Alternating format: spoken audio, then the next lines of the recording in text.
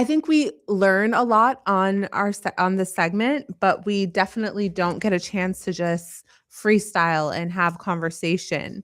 So today we're going to talk about the parts about growing up that cause a lot of growing pains. For instance, nobody warned me that I'd outgrow people I love. And that's something that I talk about a lot here on Queen Bee Frequency, but never really had like an open conversation about why it is that, I've made so many transitions in my life, and we've talked here and there about things that have happened. For instance, when I lost my parents during COVID, and a lot of grief can definitely change you into a new person. You start to shift and make changes in your life that you never expected that you would ever. For example, like there are a lot of things that I would take sly remarks, like comments, or, just little jokes that I didn't consider to be jokes. And it's not necessarily the people that I've stepped away from that they were bad people. Like I say all the time, it's just that they didn't fit my life. And something that I say all the time is sometimes you don't lose people. Sometimes your GPS just updates and you're in a whole new avenue of life and you just shift and you decide that these people just don't fit the mold anymore and you're ready to move on and try new things and new experiences.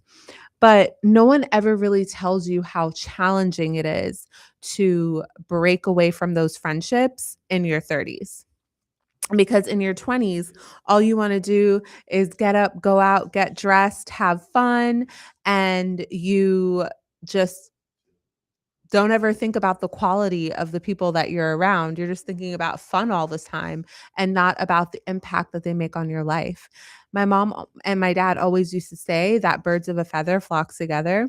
Sometimes you start noticing things about certain people, and once you clock it, you're like, they don't fit they don't fit what I'm doing here. They don't fit the vibes that I'm creating for my life. So that was one of the things that I had to fit in, because the talking about the growing pains that we go through, especially in our 30s, entering our 40s, because I'm 38, turning 39, and I'm so close to 40. But another topic is nobody warned me that rest would become my favorite hobby. I hear a lot of kids. I was a nanny for many years, and I remember trying to put the kids down for a nap, and they'd always be like, I don't want a nap. Meanwhile, I'm exhausted, and I was going to utilize that time to rest myself. And I'd always say, oh my gosh, guys, you need to rest because soon you're going to be an adult and you're going to want a nap and you can't nap.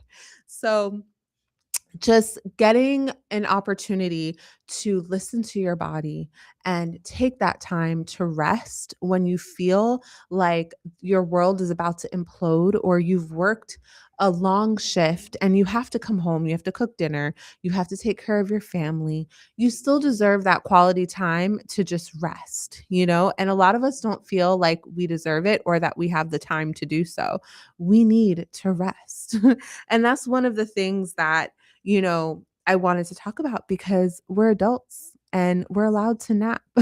I work night shift. Like, for example, I just got off work and I am exhausted. And while I know that this is a priority, I have to go, go, go, to get up, take a shower, get home, get dressed, come to my show. It's a priority to me because it's something that I actually enjoy. So after this, I have to make a priority to rest myself and take some time to spend with myself, because I always talk about here on Queen Bee Frequency how important it is to get to know yourself, and that time of solitude is where we definitely get a chance to do that.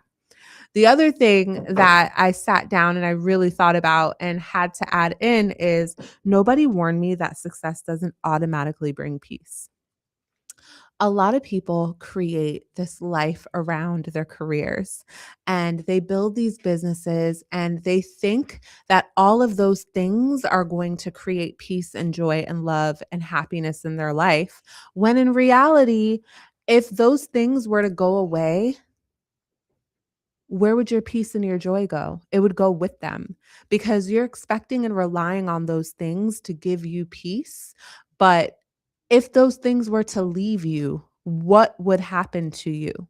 If you're relying on objects outside of yourself to bring you peace, joy, and love, then when those things leave you, for example, a relationship, right? If you're in a relationship and you're constantly relying on that individual to give you peace and that you're finding peace and solace and love only in that partner, if that partner were to leave you today, that would take away your peace and your joy.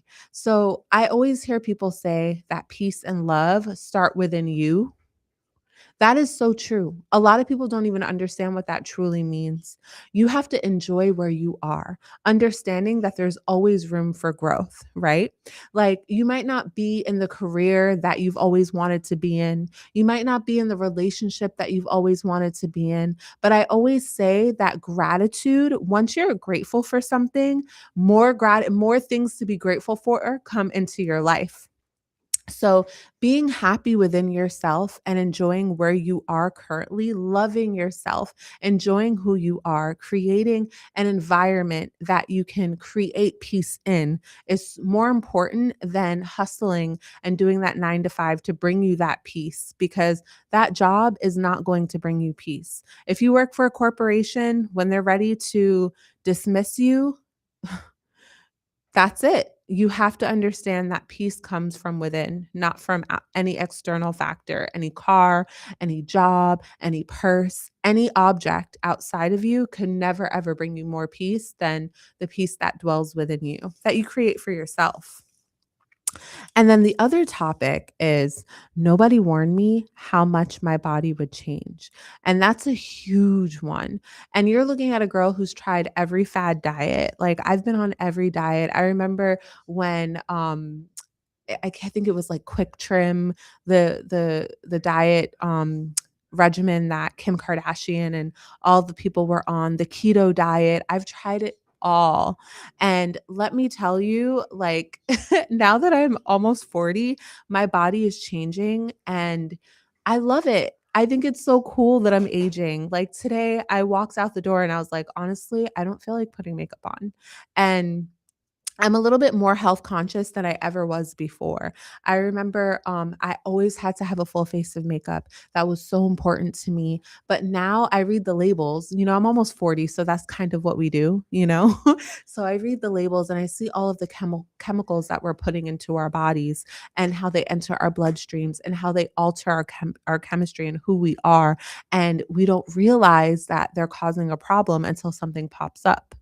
So being more conscious about what I put on my skin has been more important to me. So I take a lot of breaks on putting makeup on my face, doing certain things, you know, certain facial treatments, like even peels. I used to do peels all the time and just I used to be an avid, you know, Pilates person. Like I had to go to the gym, but all of the things that I was doing that for were to look good aesthetically, right?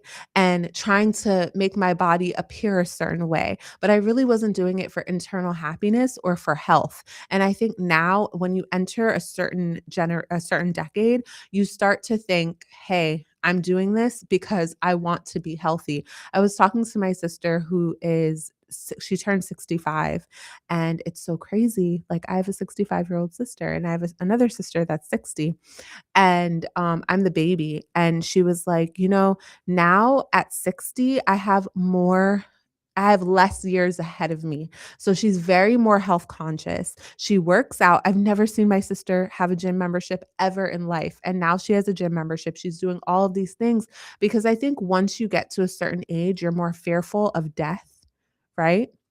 And you're seeing other people die around you and you're more conscious. Like my dad, one time his friend called him and said one of his friends from Jamaica passed away.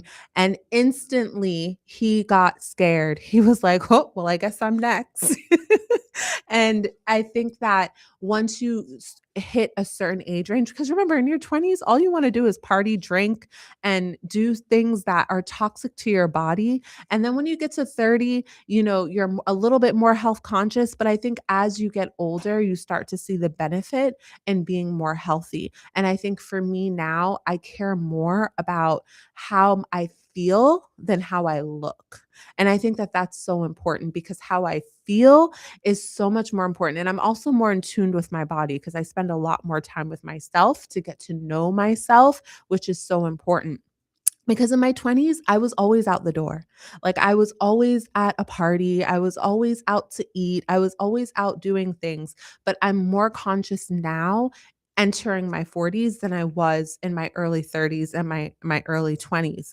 And I think that that's so important as we get older to care more about how we feel internally than how we look externally because that makes more of a difference than it does because aesthetically, who cares? You know, I always say to my friends that, especially when they say, "How do I look?" or "Do I look pretty? Do I look good?" I always say, "How do you feel? How do you feel about yourself?" Because I could have an opinion about you that the person next to you doesn't have. I could think you're the most beautiful person in the world, and the person next to you may think that you look horrible, right?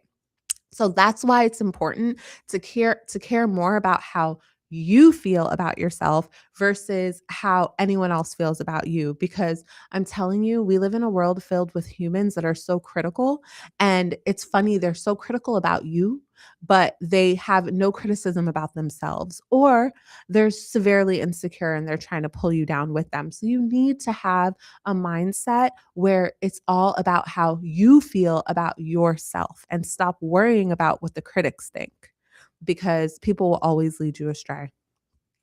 The other thing was nobody warned me that I'd start protecting my peace like my life depends on it. And let me tell you about my cutoff game.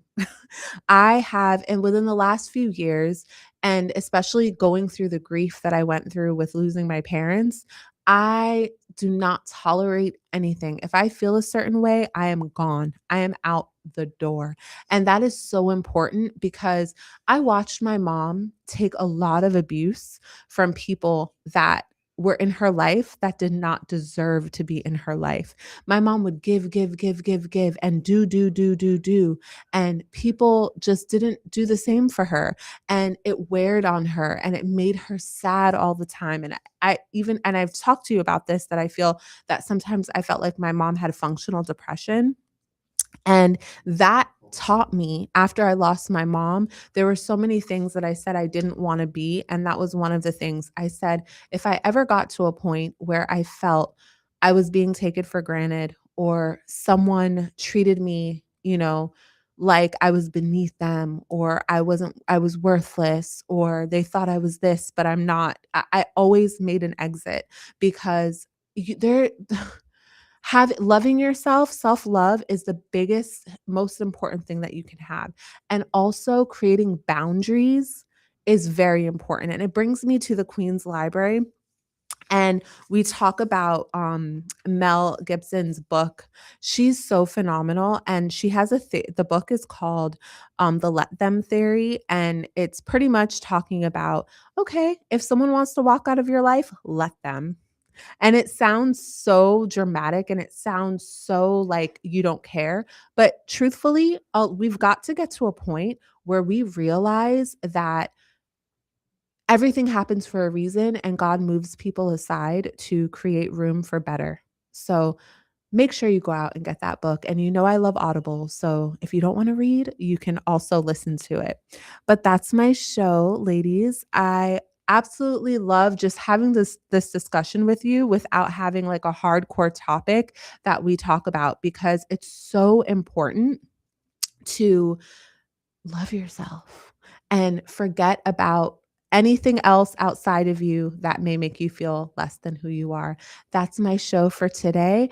And remember, this is Queen Bee Frequency, where energy shifts and queens rise. Happy Wednesday.